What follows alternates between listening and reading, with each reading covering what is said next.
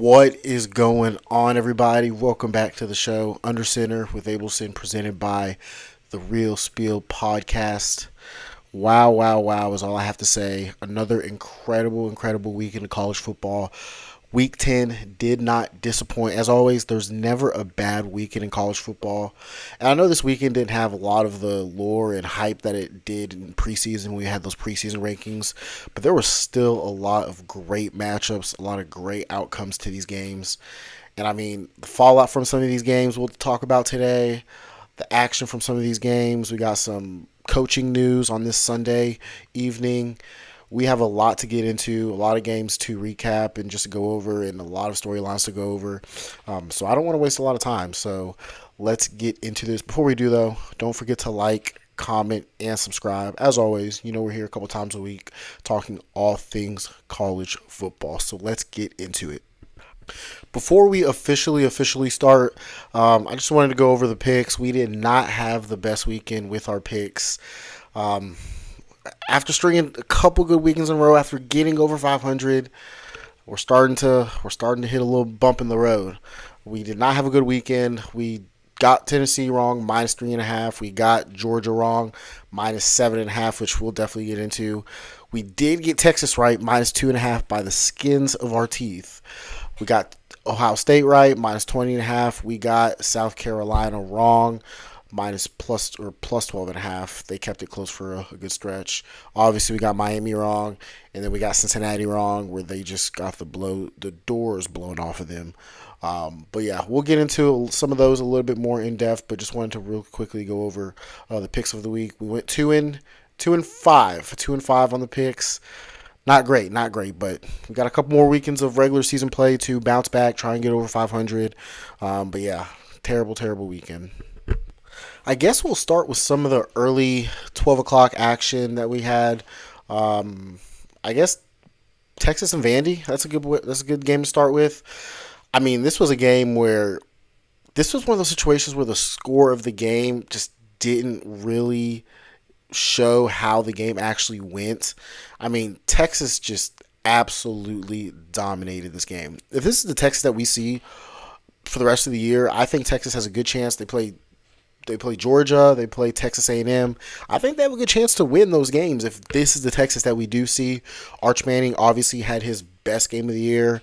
Went 22 for like 35, threw for over 350 yards, a few touchdowns, ran the ball well. Texas ran the ball well, and I think Texas won this game on their defense. Obviously, the offense is kind of the story, but Texas's defense just absolutely shut down and dominated Vandy.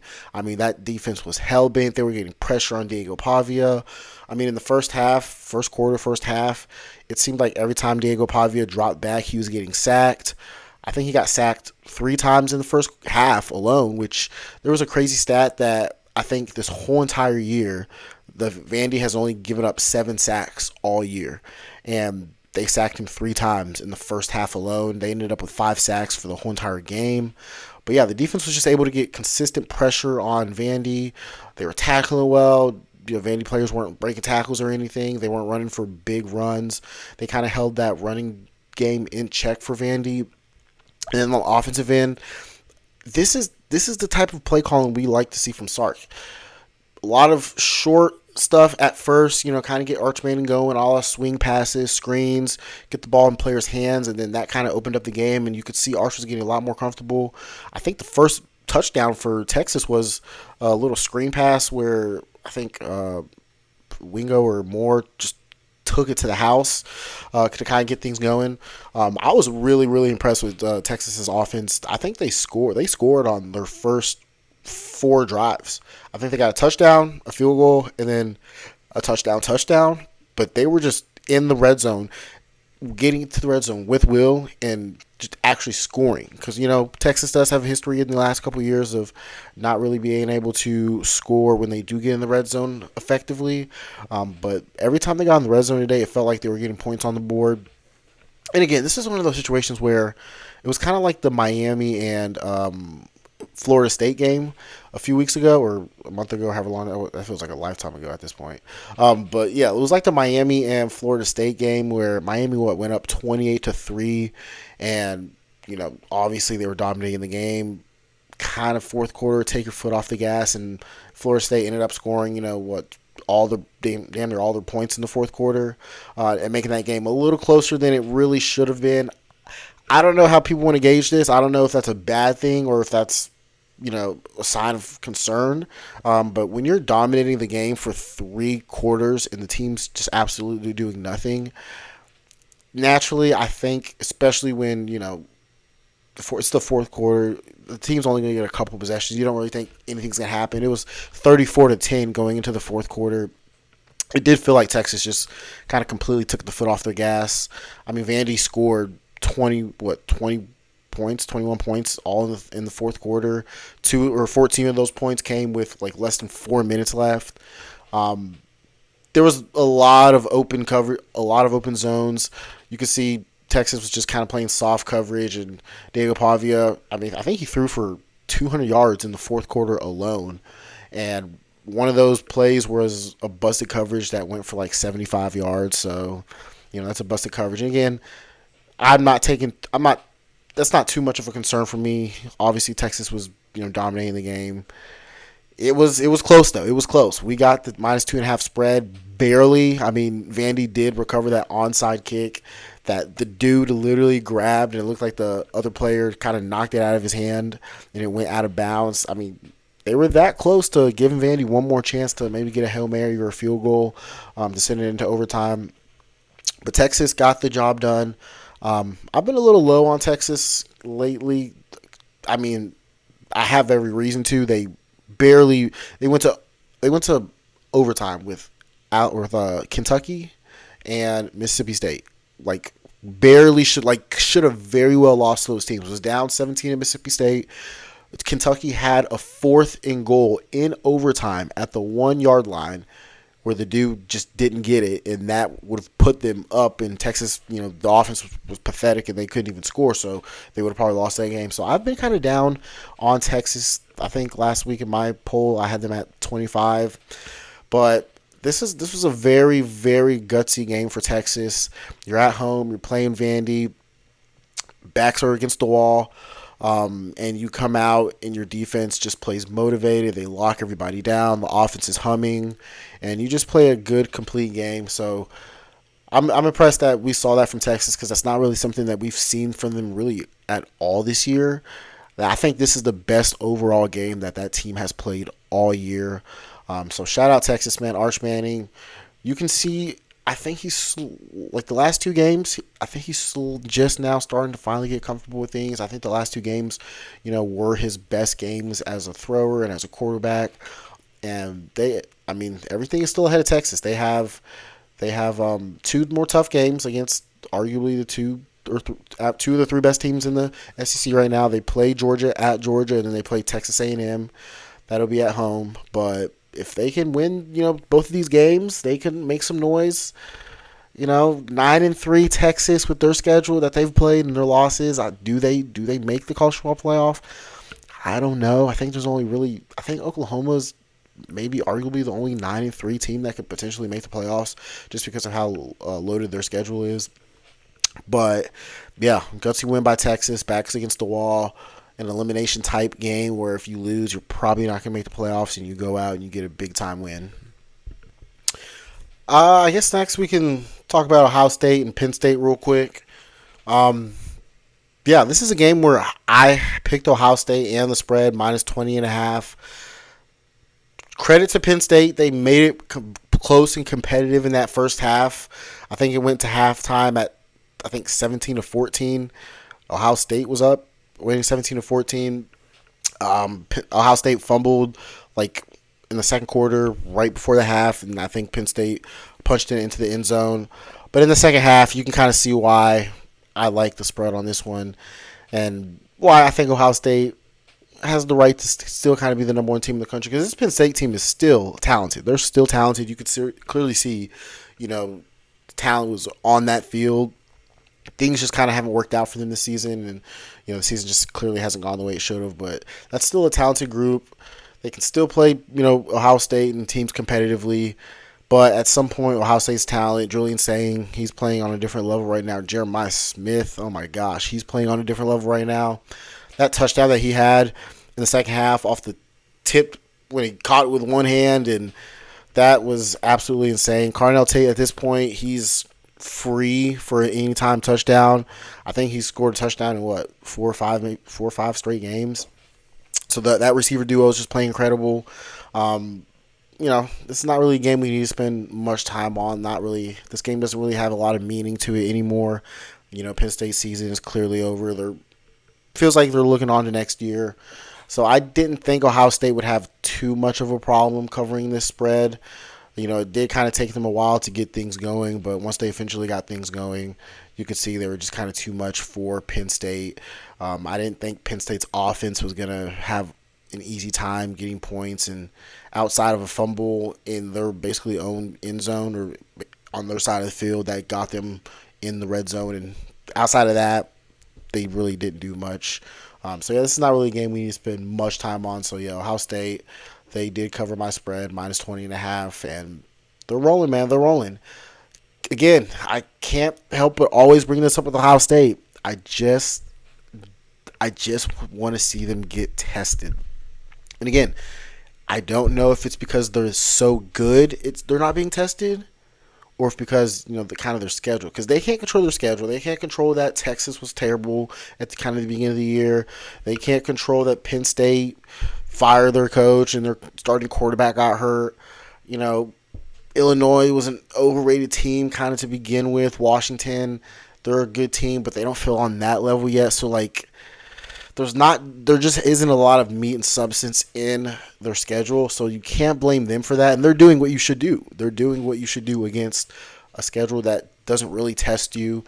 That Michigan game, it's Michigan, so you never know. They lost as a 20.5-point favorite last year, so you never know. But I just don't want it to be one of those situations like Oregon last year, where Oregon kind of didn't really get tested the whole year. I mean, I guess they did beat Ohio State. That was a pretty good test. They beat Ohio State, but outside of that Ohio State game, they really just weren't super tested that whole entire year. And it kind of came back to bite them in the playoffs. The first game they played Ohio State, and we know the rest, and the rest is history. So Ohio State's going to get tested. They play Indiana before they get to the playoffs, so they're going to have to. I think it's safe to say that, barring unforeseen circumstances, that's going to be the Big Ten championship. So they're going to get tested. We're going to see how legit they are against a great, great team, Indiana. After going down 7-3 yesterday or on Saturday, they turned it up and they covered the spread. That wasn't one of my locks, but I liked Indiana to cover that spread just because, again, we know Sir Kurt Cignetti's track record against unranked and inferior teams, not inferior teams, but teams he should beat. Because Maryland, they're an okay team, but I thought Indiana covering that spread was free. So, Ohio State, we'll see. We'll see. Man, oh man. A game we were wrong about, and just a game that this might have been. I'm trying to think of what I want to say before I say it, because in my head it kind of sounds like a crazy take, but this might have been the most impactful. Like, the outcome of this game arguably was one of the most impactful outcomes, and could probably change the most scenarios for the kind of going the rest of the season in terms of college football playoffs. Miami and SMU.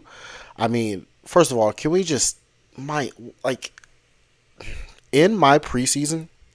Well, I think I did my preseason rankings. When I talked about Miami, I talked about how you just can't trust them. You just cannot trust them. And in a year like this year, where you have so much talent, you're bringing in a veteran quarterback who played in the SEC, who played at Georgia, and you just cannot trust them, dude. I think I saw a stat where Mario Cristobal is 4-8 in November and December. 4-8, or I think it's just in November, maybe. 4-8 in November since he's been to Miami, and it's just insane. It is just insane. I talked about I don't know when I discussed this, but I talked about how Mario Cristobal, he's always you can always pencil him in for a loss. Like, he will be the reason, which I guess this really wasn't his fault, but like there were some questionable decisions that were made in that game. But then Miami, you got a defender who roughs the passer on 4th and 9. That would have ended the game if they got that stop.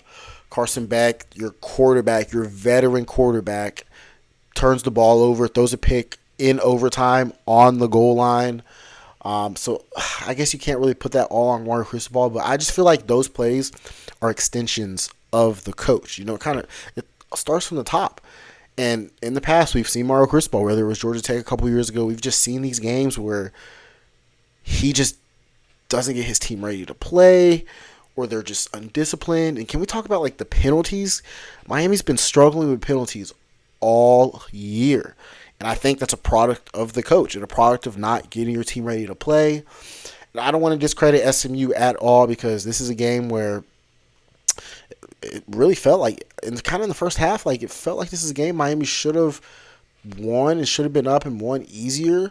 They were kind of, even though the score was close, it felt like Miami was controlling the game most of the time, but SMU just stayed in there, hung in there, and hung in there. They got the play they needed to in overtime. They obviously score the game-winning touchdown in overtime, and they get the win. But the reason I'm saying like this game has probably one of the more significant outcomes for the weekend in terms of the rest of the season in college football, because going into this game, the ACC, like, they could have potentially got. I know four is a stretch, but there was a path where 4 teams could have been, where you could have had a 10-0 team. Georgia Tech obviously lost, so it doesn't matter now. But there was a path where you could have had an undefeated conference champ, and then what? Now, probably not an undefeated conference champ, but a one-loss conference champ in the ACC, and then 3 other 11-1 teams. Obviously, Miami could have gone 11-1, they went out. Louisville could go 11-1 and they went out. Virginia could go 11-1, and then Georgia Tech, they could still go 11-1, but they could have been undefeated, conference champ, whatever. So there was a path where, and that was a big talking point this last week, and a lot of media outlets and stuff, where the ACC could kind of shake things up, because they could have kind of gotten 3 teams in, and now it kind of looks like you're going from 3 teams to now maybe only 1. Possibly 2, because Miami losing, that's a heartbreaker for the ACC. And now you like throwing the question, like, what's going to happen with Miami and Notre Dame? They're both 10-2 teams. Miami obviously beat Notre Dame, but Notre Dame's playing better than Miami right now, and like, so that has a factor in it. But yeah, Miami, that's a terrible. I mean, I don't even know what to say about that. You had your chances to win. You should have won, and dumb, silly plays prevent you from winning. And it's kind of like the same old with Miami every year. It doesn't matter how talented of a roster. This is a team that had number 1, justifiably. A few weeks ago in my ranking, justifiably number 1 a month ago. Their offensive and defensive line, and that's the thing, they were looking so dominant until that Louisville win. So dominant. Their offensive, or that Louisville loss. Offensive and defensive line were playing incredible. Carson Beck was not turning the ball over, although he wasn't playing amazing. He was doing exactly what he needed to do, making good plays and not turning the ball over. And in the last couple of weeks, he's been turning the ball over, and it kind of seems like Miami's season is starting to derail. They don't look as dominant and scary as they did early in the season. So it's going to be interesting how they bounce back. Can Mario Cristobal rally the troops? Can he keep things afloat? We'll see, because this is kind of like the story with Miami every year. They start great. I saw another stat with their win percentages in September and October, and then their win percentages in November and December. They go from like winning like 70 to 80. Go from winning like 80% of their games in November or in December, in September and October, to winning like 22% of their games in November and December. So yeah, that's crazy. So we're gonna see what happens with Miami. But crazy impressive win from SMU. As a Louisville fan, I was rooting for Miami. I wanted SMU to take another conference loss, since Louisville has the head-to-head over Miami, but We got Georgia Tech to lose because I got to see my Cards in the ACC championship game. So Georgia Tech lost, so that does help us a little bit. So, but yeah, Miami, Georgia, Florida. This was I should have known, man. I should have when Vegas tells you something's up. Like why don't I ever listen to Vegas when they tell you something's up? Although you guys saw what happened at the end. You guys saw what happened at the end. Gunnar Stockton was driving, 3rd and 1. He boots it out, runs to the goal line. They're up 4. If he scores, they cover the 7.5 spread. He stops on the 1-yard line. They win by 4 instead of 11. I mean, that's just a bad beat if I've ever seen. There's not much you can do about that. It's an L on the column. It's an L on the charts, but like, come on, dude. Come on. But anyways, this game, like I was saying about Vegas, when Vegas tells you something's up, when you're asking yourself, does Vegas know something that I don't? Because Florida was a 7.5 point underdog. I surely would have thought the line on this game would have been, in the double digits. And Vegas was right. Vegas was right. I mean, it's just every time you think Florida's just like last year, their season was going disarray. Every time you think they're down for the count, they just always show that, hey, we are a talented SEC team. We have so much talent on this team, and they do, and it showed. They gave Florida kind of everything they had. This was not an easy game for Georgia by any means. It's just so insane how resilient Georgia is, man. It just does not matter the scenario. It doesn't matter what's going on in this game. In a game, they just always. It's like if there's a will, there's a way. Like they just always find a way, no matter what. Gunnar Stockton, he's playing incredible football. Outside of that early kind of like tipped pass that led to the interception, played a pretty clean game. Making great throws. That drive in the fourth quarter to give Georgia the lead was an amazing drive. He hit Zachariah Branch a couple times. The running back made a couple plays that ended up putting them in the end zone. And it's just, when Georgia's defense needs to come up with a stop, they just do, man. They just do, because Florida had their chances, man. They had their chances. I think the score at one point was, Florida was up 17 to, was it 17 to? No, that Florida was up 20-17, and they were driving down the field. This was before the non-catch play, but they were driving down the field. Georgia got the stop on 3rd and 2. Then they go for it on 4th and 1, and obviously Georgia gets the stop. They just, no matter, the defense just always comes up with plays when they need to. Against Ole Miss in that fourth quarter, they were coming up with plays, and I mean, Florida got the ball back again. With a chance to win. There was the one where I don't know. It looked like a catch to me, if I'm being honest. It looked like he got his hands under. They're saying the ruling on the field was no catch, so I guess they didn't have enough to overrule it. But it looked like he got his hands under the ball. It really, really looked like he got his hands under it. They go for it on 4th and 4. They don't get the stop. Tougher for Florida, man. Tougher for Florida. You were right there. You had your chances. But like I say with Georgia all the time, man, when you play Georgia, you have to kill them 10 times just to beat them one time. It's insane. Kirby. That's why I'm a Georgia.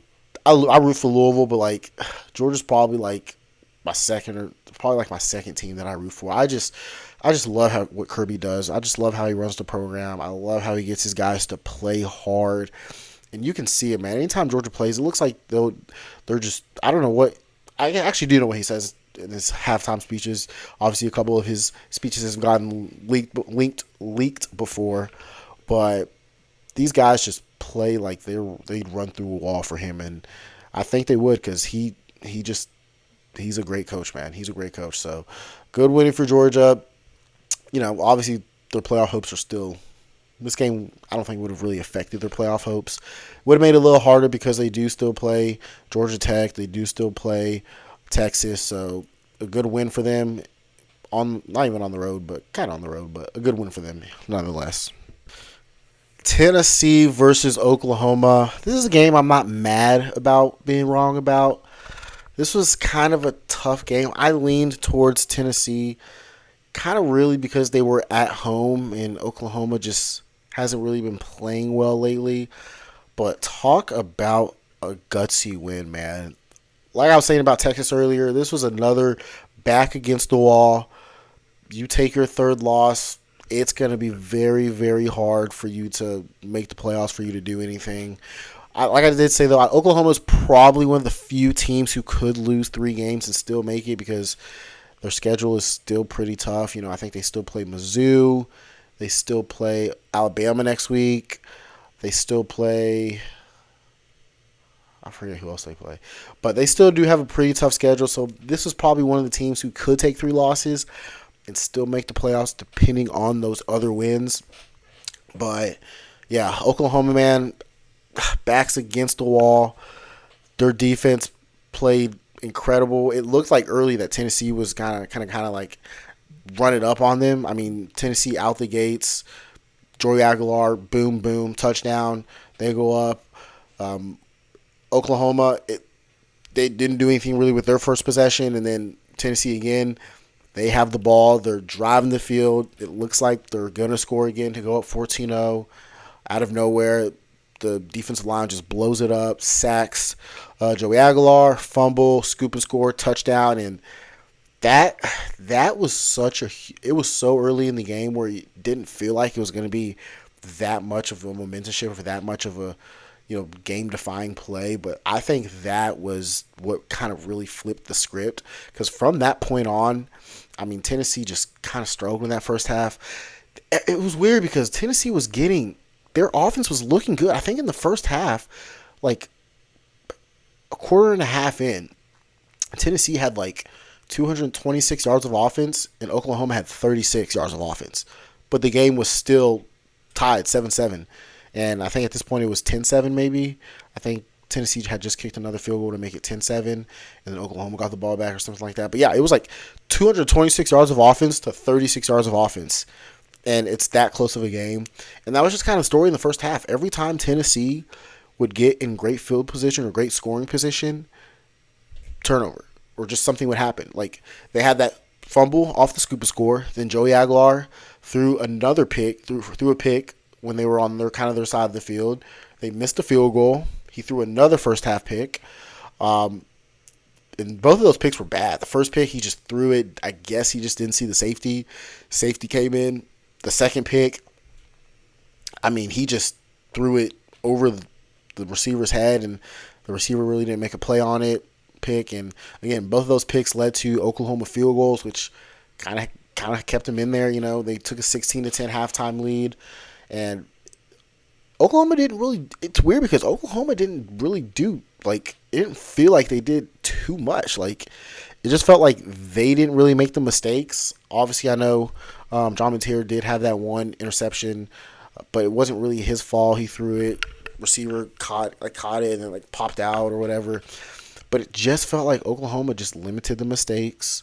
They ran the ball well. Mateer, he was running the ball well. He was making timely passes, and they just didn't make the mistakes that Tennessee did. A fumble and 2 picks in the first half, missed field goals. That's the difference in games like this, man. When margins are thin, that right there is the difference. Great win if you're Oklahoma. Not that Vander, not that I can't think of the coach's name right now. Brett, I can't even think of his name.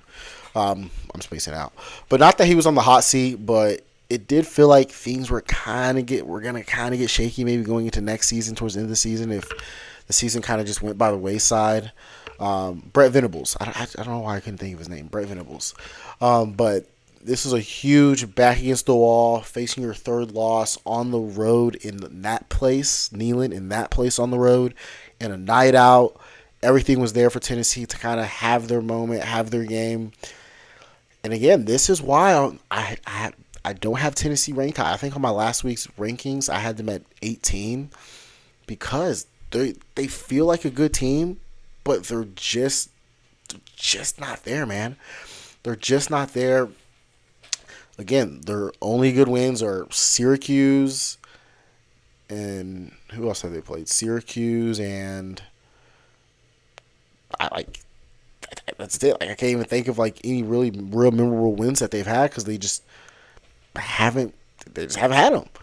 And when you're losing, they've lost their three best teams they've played: Oklahoma, Georgia, Alabama. That's kind of why I couldn't have them high because what are your wins? What are you doing in your good games? Like Oklahoma's at least beaten Michigan. Like Michigan's still a good team. They just beat you at home. Like you know.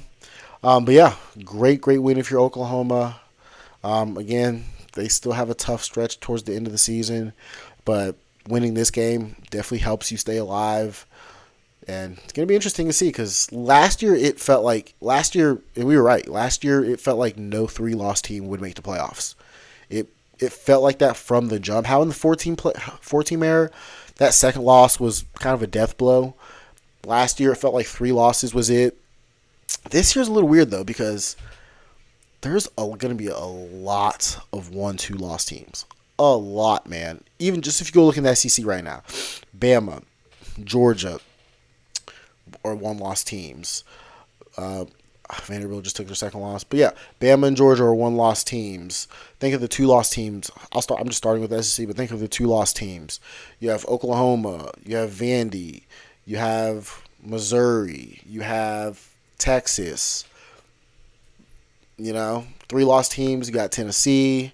And even in, the ACC. The ACC is starting to become a mess. You have all these 1-loss teams. Miami's a 2-loss team, but they've beaten Notre Dame, who's a 2-loss team, who people feel highly about right now. There's going to be a lot of 2-loss teams. I didn't even say anything about Miami and Notre Dame until just now. Those are more 2-loss teams. What other 2-loss teams are out there? Like, there's just going to be so much mess between like the amount of 1 and 2-loss teams that they're going to be. It's going to be very interesting. Like Ohio State and Indiana, both of those teams are going to have one of those teams are going to have 1 loss. Texas A&M could potentially have a loss in the SEC championship game. So it does feel like this is a year where we could see the right 9-3 team make the college football playoff. But it's going to be the first college football playoffs come out this week. It's going to be very, very interesting. I'm going to be very curious to see how the committee ranks the teams, how much different the rankings are going to be from the AP rankings potentially. Going to be very, very interesting, and I'm excited. This was one of those weekends. Where there was like just genuinely too much action to like keep tabs on everything that happened. Like at some point, like enough isn't. At some point, it just gets too much. I know you can, and can we talk about YouTube TV and everything going on with them too? It's so frustrating, YouTube TV and Disney, because I couldn't even watch the quad boxes this weekend, man. That's what usually helps me because I'm a dual TV. I bring my TV into the room. I do the quad boxes on both TVs sometimes. I'll have the two TVs, a game running on my phone, a game running on my laptop. And it was hard this weekend because I could really only do one game on each device instead of the quad boxes because the games were obviously not on YouTube TV. But there was just so many important games this weekend that I think it was just almost virtually impossible to get to all of them. But anyways, that's what we're going to kind of do right now. We're just going to kind of go through and talk about some of the other games that, were on our picks and just some other interesting games that happened over the weekend. Houston losing to West Virginia. Like, that's a game like I didn't really get to watch. I didn't get to see. And West Virginia, Houston, looks like there's some frauds. The Duke and Clemson game, I actually did watch the Duke and Clemson game. I took Clemson spread. And I guess that's what I get for betting on Clemson. I know the conversation was that last kind of call and whether it was offensive pass interference or defensive pass interference. I think people were reacting to the wrong clip, to the wrong play. Because it did look like the receiver was holding and grabbing and wrapping up. The defensive back was wrapping up and holding the receiver when he was breaking into his route. and then obviously the throw gets made. It looks like the defender pushes the receiver, or the receiver pushes the defender, and I think that's what people are reacting to when the pass interference happened. I think before that, and in the moment I was kind of mad at it because I had Clemson money line, but I think that was the right play. And tough if you're Clemson, man. Like it didn't register until I was watching like Scott Van Pelt, his podcast. Clemson might not make a bowl game. Clemson, like, think about that. This was the team who was ranked fourth in the country in the preseason. Not everybody, but a lot of people had Clemson winning the national championship. I had them in the Final Four, and this is a team who had all these first round talents, and they might not make a bowl game. A bowl game, because right now they're 3-5. They still play South Carolina. They still play, a couple other teams. They play Florida State. Yeah, they still play Florida State and South Carolina. And they might not. And they play Louisville. They play Louisville too. And they might not make a bowl game. Like, they're gonna have to win 2 of their last 3, or how many games they have left? They have 4 games left. They have Florida State, Louisville, Furman, and Clemson. They have 3 wins. So, yeah, they're going to have to win 3 of the last 4 games to make it to a bowl game. 3 of the last 4. And they're not easy games. They play, like I said, Florida State. They play a ranked Louisville team, and then a South Carolina team who's having a down year but can still, they took Alabama to the wire. So, it's going to be interesting to see if Clemson, because that's going to be wild if they miss a bowl game. Absolutely wild. My Louisville Cardinals, they struggled a little bit with Virginia Tech. That was a game that I knew was going to kind of be a little tricky. Virginia Tech on the road, Blasberg. Their fan base is amazing. They always show out and they always show up. And they were playing aggressive and fast and hard that first half, man. Louisville comes out the gate. Isaac Brown scores 60-yard touchdown, boom, right out the gate. And it kind of looked like, that's maybe how the game was going to go, but their defense came out to play. They got a blocked punt that led to a safety.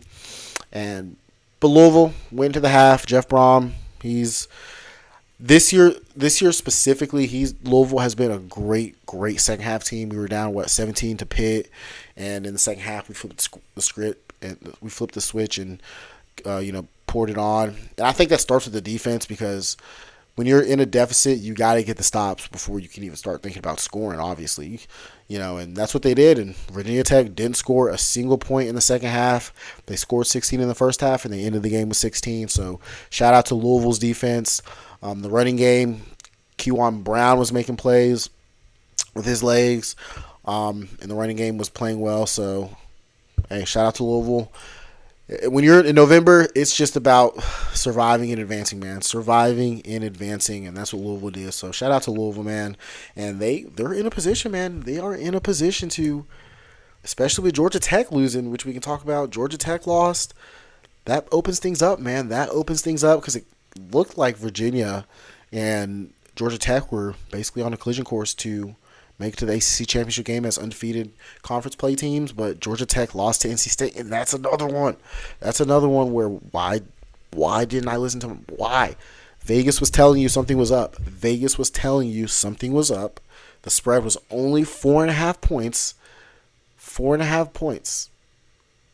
And I took Georgia Tech, and obviously Georgia Tech lost. Shout out to NC State. That's a huge win. That's a great win.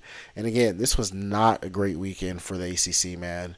Not at all. Again, we went from having 3 top ideas of 4. I know it'd probably be very hard for them to put a 4th ACC team in, but there was a path. There was a path. And now Georgia Tech lost. They're not out of it. That's their first conference loss. Virginia is the only undefeated team in the ACC as far as conference play. And then there's a bunch of one-loss teams: Pitt, Louisville, Georgia Tech, Duke, SMU. So that's going to be a shit show coming down the end, bro. That's going to be an absolute shit show. Louisville, they have a path, man. They have a path. There is a path to the playoffs for Louisville. And as a Louisville fan, it's exciting. We play Clemson. We play SMU on the road. We saw Miami just lost there, so that's definitely a game I'm gonna be a little nervous about. I'm going to be a little nervous about, but there is a path for Louisville. Indiana, obviously, we touched on that a little earlier. They're just insane. They started that game. I think they threw an interception, and Maryland came out the gate 7-0, and then from there it was just belt to ass for Indiana. It's just so insane what Chris Netti's doing, man. I love him, man. I love Indiana, dude. What else? What other action was there? South Carolina, I took their spread. They ended up losing by 16. This is a game that they kept pretty close and competitive for a little bit, but Ole Miss just kind of turning it on late. Utah and Cincinnati. This is one of my. This is one where I'm mad. I'm kicking myself over this one. The Tennessee one, I'm not mad about that. The Georgia one, Gunnar Stockton went down at the 1 yard line to cover the spread. To not cover the spread, I'm not mad. I'm not even mad about that one. This one, because I didn't trust my gut on this one. I did not trust my gut on this one. Literally in my preview, I'm gonna clip it. And this year, man, they've been playing extremely good football as well. Again, man, this line, dude, it's tricky, dude, because you would think at home. I mean, Utah is at home, and they've been playing great, but I mean, you would think they would give a little more respect to Cincinnati. Maybe not. I don't know. I don't know. This is tough, man, because when I close my eyes and envision this game, I can see Utah winning this game 40 to like 27, 28. But also, Cincinnati is a good team, man. So like, I don't know. We're gonna have to trust our gut on. In my preview, I literally talked about how I could see Utah. Like when I close my eyes and think of this game, I could see blowing out Cincinnati, like winning 40 to 20, 40 to 17, 40 to whatever. And that's exactly what they did. Exactly what they did.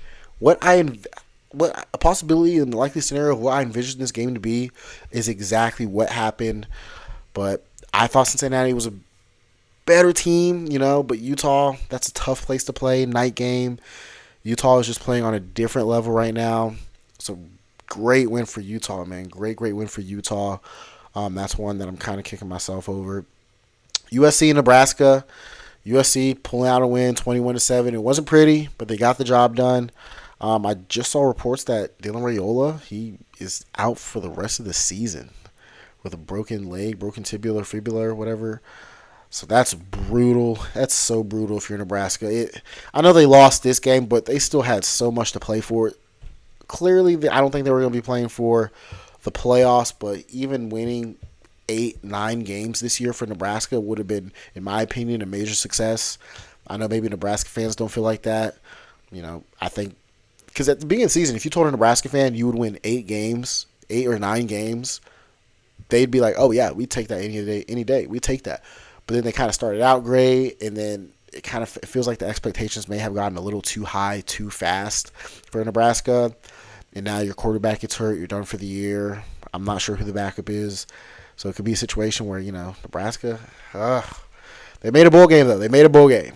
And I'm looking at the rest of their schedule. They play UCLA, they play Penn State, and then they play Iowa. That Iowa game is probably going to be a loss, but isn't that called the Heroes game? The Heroes game or something like that? But they can still beat Penn State and UCLA with their backup. Again, I don't know who their backup is. Don't know how well of a player he is, but they could still win, 2 more games and still put eight wins on the board. Let's see if there's anything else I'm missing. Colorado, man, is there? Because I don't know why, but it does not feel like Colorado is getting talked about enough for how bad they've been playing. They just got absolutely boat raced by Arizona, 52-17. 52-17. And then the game before, they lost to Utah 53-7. And that was with Utah's backup quarterback, because Devin Dampier didn't play. His backup quarterback. And at one point, the score was 43-0? Like, we might have to start having some conversations about Utah. Or about Colorado, man. What's going on, Dion? What's going on, man? What's going on? But yeah, that's Kentucky and Auburn. I guess this is a good segue because I did want to talk about obviously Auburn. So we'll hit the Kentucky. I didn't watch the game, but um, we'll hit this game and then we'll talk about the Hugh Freeze situation and then we'll call it. But yeah, Kentucky and Auburn. This was, people were calling this the hot seat bowl. The losers playoffs, the losers bracket. It felt like the loser of this game was going to can their coach. Didn't think it was going to be Auburn. I'll tell you that for damn sure. I did not think it was going to be Auburn. Like, I know Auburn's season is not going how people envision, but Auburn's been competitive in a lot of these games. They were competitive with Oklahoma. Could have and should have and could have won that game. They were competitive with Georgia. Auburn has been in these games, and you let Kentucky, who hadn't won a single, if I'm not mistaken, Kentucky hadn't won a single SEC game this year. A single SEC game. Yeah, the Kentucky hadn't won a single SEC game, and you let Kentucky come into your stadium, Jordan Hare Stadium, and beat you. It felt like it was inevitable. Also because of the way, like 10-3. 10-3. You can't make a quarterback change like that. Because I think Jackson Arnold didn't start this game. He got benched. Just to put out a 3-point effort. You bench your quarterback. Because that shows. It doesn't seem like it's the quarterback's problem if you bench the quarterback and then proceed to only put up 3 points. I don't know. Y'all tell me. But yeah, obviously, Hugh Freeze, he is officially out at Auburn. Again, the loser of this game. If Kentucky would have lost, it felt like the writings were on the wall to get rid of Stoops. And I went golfing today, and the group I went golfing with, they're all Kentucky fans. And as soon as I got there, I was like, I was like, go Cats, whatever. Kind of just messing with them. And one of them said that that's probably the worst thing that could have happened to Kentucky because now, like, people are going to start. It's kind of like a couple years ago when it felt like Stoops was going to be out and he beat Louisville, and then that kind of forced him to stay. And he just kind of brought up how now since he beat Auburn on the road, that's going to make, like, now he's going to stay, when they don't really want him to stay. But yeah, Hugh Freeze out at Auburn, which is crazy, man. In a world of all these coaching changes at this point in the year, we have another job opening. I don't know. Where does Auburn rank on the list of job openings? Because if I had to just quickly make a list just of like the big schools, it would be LSU, Penn State. Then from there, where? Like, is Auburn third? No, it'd probably be LSU, Penn State, Florida. I'm putting Penn State above Florida. LSU, Penn State, Florida, then Auburn, and then Arkansas probably after that. Gonna be interesting because it doesn't feel like Auburn. It just doesn't feel like they're gonna be in the race. The market is too saturated right now. There's just too many teams who are gonna need coaches, and it just does not feel like Auburn is gonna be in the race for like a big name coach. It's going to be very interesting because it feels like LSU, Penn State, and Florida are going to have, kind of the top pick of the litters when it comes to the coaches. So, yeah, going to be very interesting to see what Auburn does, man, because that's a place, man, like, they get talent. They can recruit. Hugh Freeze, like, the talent was not the problem. And they can recruit. They've obviously won championships in this era. Obviously Cam Newton, they played for another one in 2013, and they lost to Florida State. So like they can win. Like, that's a program where you can go in and you can win a championship. So it's going to be very interesting to see what happens over there at Auburn. So yeah, I'm trying to think. Like, did I miss anything else? There's just so much. Purdue barely beat. Michigan barely beating Purdue. That was kind of a. I think this is the year Ohio State snaps the streak against Michigan. But yeah, I don't know. I don't know. If there is anything else, I might, make another video this week to touch on anything else that I did not get to today. But yeah, if you made it this far, I sincerely appreciate you for listening. Um, this has been exciting, man, because I've been kind of wanting to do long form. If you guys aren't on TikTok or anything, we have a TikTok page, Real Spill Podcast. It's the same name. You can find us on TikTok.